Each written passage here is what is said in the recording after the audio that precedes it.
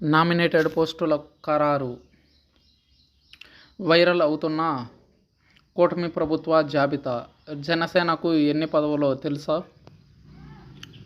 ఆంధ్రప్రదేశ్లో ఎప్పుడెప్పుడా అని ఎదురుచూస్తున్న నామినేటెడ్ పదవుల భర్తీ దాదాపు ఖరారైనట్లు ప్రచారం జరుగుతుంది. నామినేటెడ్ పోస్టుల భర్తీని తొలుత ఆగస్టు 15 లోపు పూర్తి చేయాలని కూటమి ప్రభుత్వం భావించింది.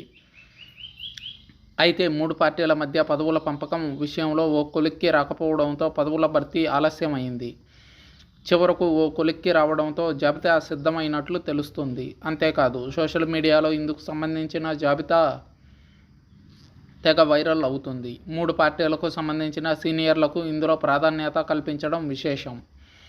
నామినేటెడ్ పదవుల భర్తీ దాదాపు ఓ కొలిక్కి వచ్చినట్లు తెలుస్తుంది. 3 పార్టీల మధ్య సఖ్యత కుదరడంతో కీలకమైన పదవులు దాదాపు ఖరారు అయినట్లు తెలుస్తుంది. ఈ విషయంలో టీడీపీకి మొదటి ప్రాధాన్యత, జనసేనకు రెండవ ప్రాధాన్యత, బీజేపీకి ఆ తర్వాత స్థానం ఇవ్వాలని భావిస్తుంది టీడీపీ.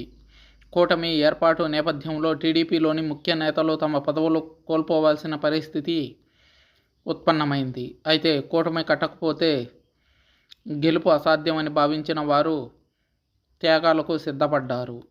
అయితే భారీ విజయం సాధించడంతో నామినేటెడ్ పదవుల కోసం ఎగబడుతున్నారు. దీంతో పార్టీలో మొదటి నుంచి ఉండి పార్టీకి సేవలందించిన సీనియర్లకు మొదటి ప్రాధాన్యం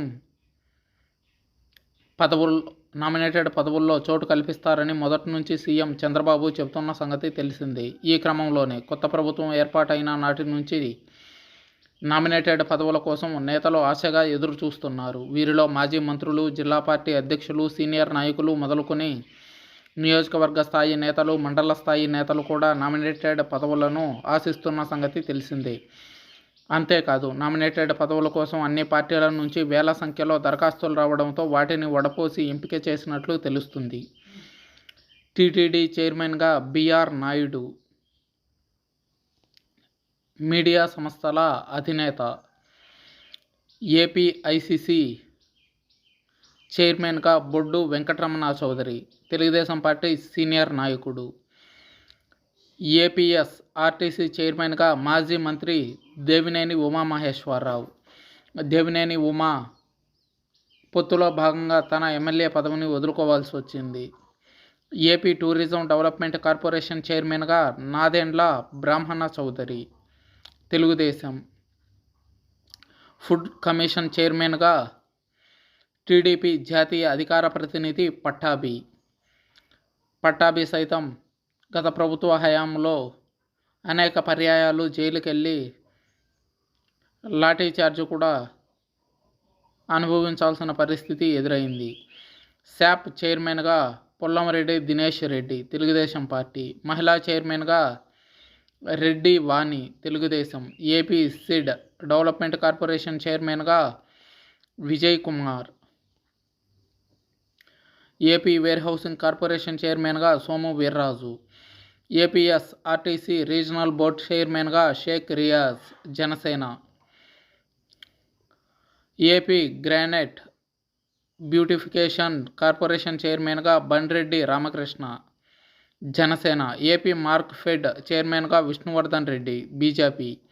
ఏపీ స్వచ్ఛంద మిషన్ చైర్మన్గా Pathuru Nagabhushanam, BJP. AP police housing development కార్పొరేషన్గా Nimmala Krishnappa, Telugu Desam.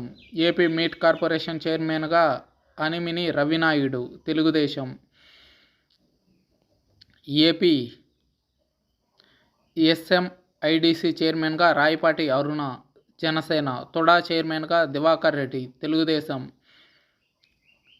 AP film development corporation చైర్మన్గా సీనియర్ నటుడు పృథ్వీరాజ్, జనసేన పార్టీ. ఇందులో టీడీపీకి 24 పోస్టులు కేటాయించగా జనసేనకు 6, బీజేపీకి 3 పదవులు కేటాయించడం జరిగింది.